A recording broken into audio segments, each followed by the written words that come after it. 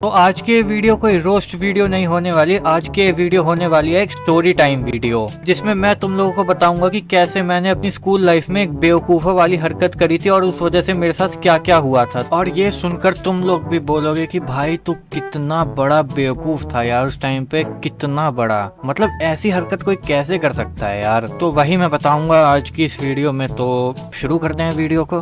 तो मैं ना बचपन से एक इंट्रोवर्ट टाइप का लड़का हूँ, मतलब मैं किसी से बात वगैरह नहीं करता था ज्यादा। अब जिनको इंट्रोवर्ट का मतलब नहीं पता उनके लिए ये डेफिनेशन है। एक शांत और शर्मीला व्यक्ति जो दूसरों के साथ रहने के बजाय अकेले रहना पसंद करता है। तो ये बात शुरू होती है क्लास 10th से। अगस्त का महीना चल रहा था, अच्छा खासा दिन था स्कूल में उस दिन, और हमारे कम से कम 3-4 पीरियड निकल गए थे और 5वां पीरियड हमारा फ्री था। तो सब लोग अपने अपने काम में मस्त थे, कोई किसी से बात कर रहा था, कोई किसी के साथ खेल रहा था, और मैं चुपचाप बैठा हुआ था एक कोने में। अब हर क्लास में ना एक ऐसा टाइप का ग्रुप होता है जो पूरी क्लास को हंसाता है अपनी हरकतों की वजह से और टीचर्स को पढ़ाने नहीं देता। ऐसे टाइप का ग्रुप होता है हर क्लास में। तो एक दिन हुआ यूं कि उस ग्रुप के कुछ बच्चे मेरे पीछे वाले डेस्क पे आके बैठ गए और मेरे को थोड़ा इरिटेट करने लग गए वो लोग। तो फिर मैंने उनसे बोला कि मत करो यार। तो फिर वो लोग बोलने लग गए बदमाशी करेगा हमारे से। और हाँ, ये बात ना 2023 की है, तो उस टाइम पे ये बदमाशी वगैरह ये सब चलता था। क्लास के बच्चे बोलते थे कि मेरा फूफा बदमाश है, मेरा चाचा बदमाश है, ये सब बोलते रहते थे वो पूरे दिन। अब के टाइम में बच्चे ऐसा बोलते हैं, मुझे तो ऐसा कुछ पता नहीं, लेकिन पहले चलता था हमारे टाइम में। तो वो लोग मेरे से पूछने लगे कि बता तेरा चाचा बदमाश है या तेरा फूफा।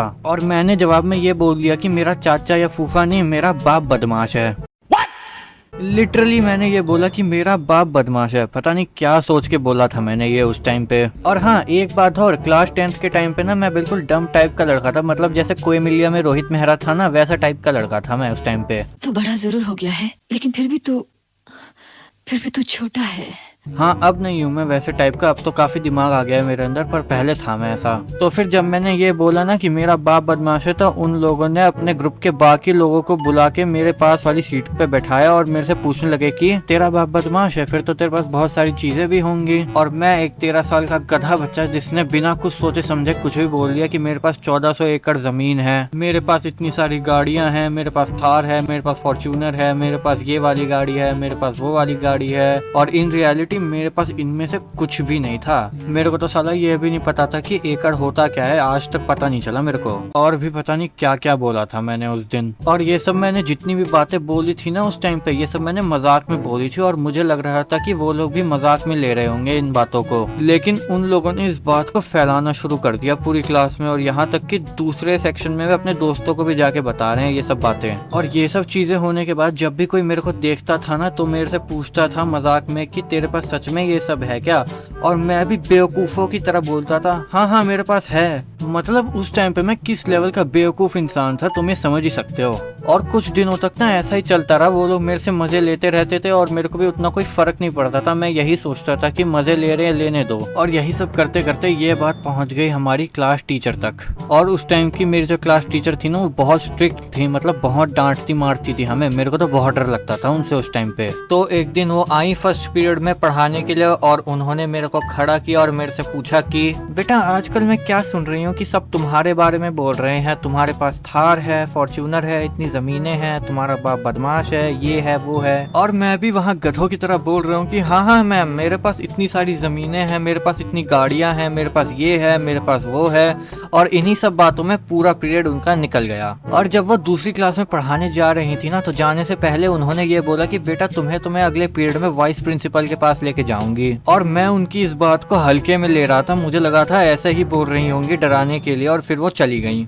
और फिर हमारा दूसरा, तीसरा और चौथा पीरियड भी निकल गया और फिर लंच ब्रेक हो गया। और लंच ब्रेक के बाद उन्हीं मैम का पीरियड था। फिर वो आई क्लास में, उन्होंने पढ़ाना शुरू किया और पढ़ाते पढ़ाते बेल बज गई। और पीरियड ओवर होते ही उन्होंने मेरे से बोला कि चलो बेटा खड़े हो जाओ और चलो मेरे साथ वाइस प्रिंसिपल के पास। और ये सुनते ही मेरी फटना शुरू हो गई उसी टाइम, क्योंकि मैं तो पहले इस बात को मजाक समझ रहा था। मुझे लग रहा था मैम ऐसे ही बोल रही थी, लेकिन वो मजाक नहीं कर रही थी, वो सच में लेके जा रही थी मेरे को। और जब मैम मेरे को वाइस प्रिंसिपल के पास लेके जा रही थी, मेरी और ज्यादा फटने लग गई थी उस वक्त। और जब हम वहाँ पहुंचे तो वाइस प्रिंसिपल मैम बिजी थी किसी काम में, और मैं मैम के साथ बाहर वेट कर रहा था। और उस वक्त मैं मैम से सॉरी भी बोल रहा था कि सॉरी मैम, माफ कर दो, मैंने गलती से बोल दिया, मैं आज के बाद नहीं बोलूंगा। मेरा मुंह निकल गई, मेरी जबान टूट गई। यार। और मेरी रोने वाली शक्ल भी हो गई थी, मेरे आंसू भी निकलने शुरू हो गए थे थोड़े थोड़े, और मैं मैम से सॉरी बोले जा रहा था। लेकिन भाई मैम तो सुनने तक को राजी नहीं थी। वो तो ये बोले जा रही थी कि तुम्हें स्कूल से निकलवा दूंगी, तुम्हें रस्टिकेट करवा दूंगी, तुमने ऐसा बोल कैसे दिया,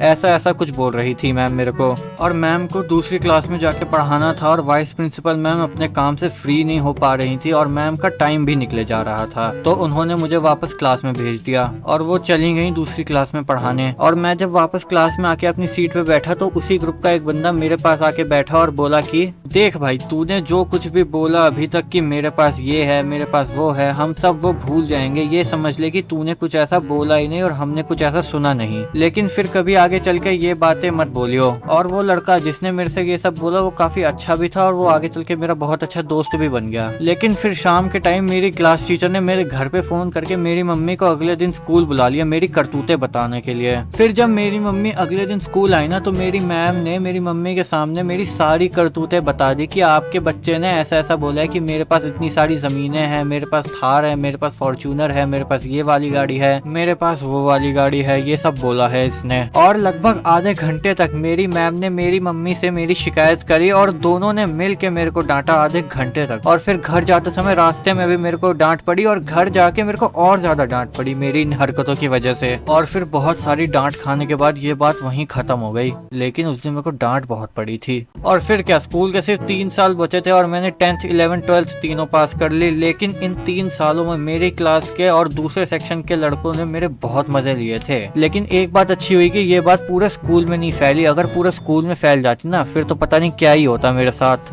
और इस इंसिडेंट से मेरे को एक सीख भी मिली है कि कभी भी झूठी बातें नहीं करनी चाहिए, वरना कब वो आग की तरह फैल जाएगी तुम्हें पता भी नहीं लगेगा। तो बस इतना ही। खैर, अगर वीडियो पसंद आई होगी तो लाइक कर दो। इस बार मैं इस वीडियो में एम रख रहा हूँ 30 लाइक्स का, मुझे पता है तुम करवा दोगे तो कर देना। और चैनल भी सब्सक्राइब कर देना। तो मैं जा रहा हूँ फिर दूसरी वीडियो बनाने।